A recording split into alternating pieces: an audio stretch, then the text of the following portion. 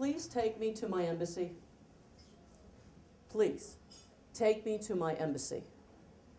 Take me to my embassy now.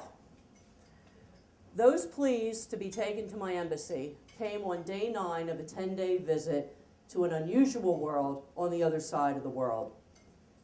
About 15 years ago, I spent 10 days in an ex-Soviet country. The name of the country will remain anonymous because the people there really did their best in order to make me feel comfortable. And I really left my mark on that country. And I really don't want to implicate them or myself at that point. Aside from the dirty, dusty roads, the always undependable flow of electricity, the constant and numerous stops and incidents of police stopping us wanting bribes, my main problem and issue in this country was a simple fact of life: relieving myself. On this trip, I learned there is no place like my bathroom. The first part of the trip was in the capital city in a nice apartment. Okay, the electricity was on and off, on and off, on and off, but there was a working toilet. And so those of you that have Western bathrooms, which I assume all of us do, okay, please revere them, all right, seriously. The first road trip we took was to the mountains. It was a half-day ride. At one point, we had to go stop for gas. Now, when you're on a road trip and you stop for gas, what do? Go to the bathroom. Very good. So when we stopped, and I had to go, I opened the car door and I stepped out. My host said, "Where are you going?" I said, "I'm going to go to the bathroom. We're at a gas station." The entire car screamed, "No, you can't go there!" And I stopped. I said, "No, I have to go, so I have to go there." "No, you can't. We'll find another place for you to go." I couldn't understand how bad this bathroom had been. Okay, I drove to New Orleans once nonstop. I was at truck stops, okay? I went into Porta Johns. I've been into bathrooms. What do? You hold your nose, you go in, you do your business, and come out. No amount of my pleading would allow me to go to this bathroom. So we got in the car. About 10 minutes later, they pulled off to the side of the road. Okay, here, now you can go to the bathroom. I got out of the car. I really had to go. I looked around. It was a field. There was nothing. There was no Porta John. There was no building. And I looked at them, and they said, no, this is really good. This is where you go. So I walked off, and it was that moment when I was squatting in the middle of the field using leaves for toilet paper that I realized how god-awful that bathroom had to have been back at the gas station if this was a viable alternative.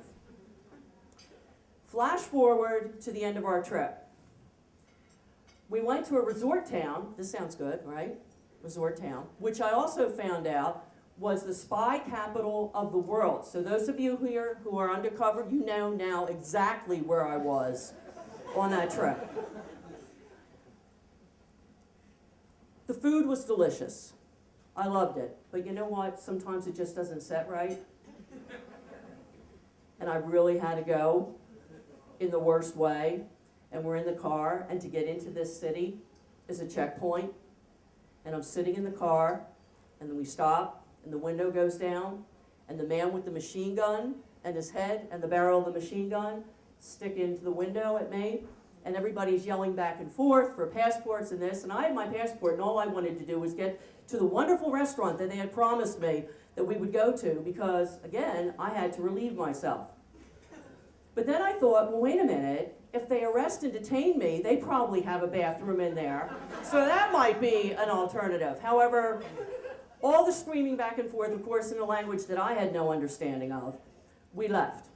So we went, and the restaurant was beautiful, and I thought, well, you know what? If it's a marvelous restaurant, it's got to have a marvelous bathroom, right? Okay. I couldn't wait. I mean, they sat down at the table. I tore out into the bathroom. I threw open the door, and I looked at the room, and it was gorgeous. It was beautifully marble tiled walls and the floor and the counter. I mean, it was it was a dream. And then I saw it, the hole in the middle of the floor. Now remember, I wasn't feeling well in the worst possible way. Ladies, be grateful that on a regular basis we don't have to worry about aiming when we're relieving ourselves. I can tell you this. William Tell could not have aimed and directed the spray of diarrhea any better than I did. Yes, it was a mess. Relieved, and I was relieved on one level, I thought I can clean this up. Kind of. Went over to the sink, no paper towels, no toilet paper. There was no running water. There were 5 bottles of water on the counter, which I can only guess you're supposed to use them for. I don't know.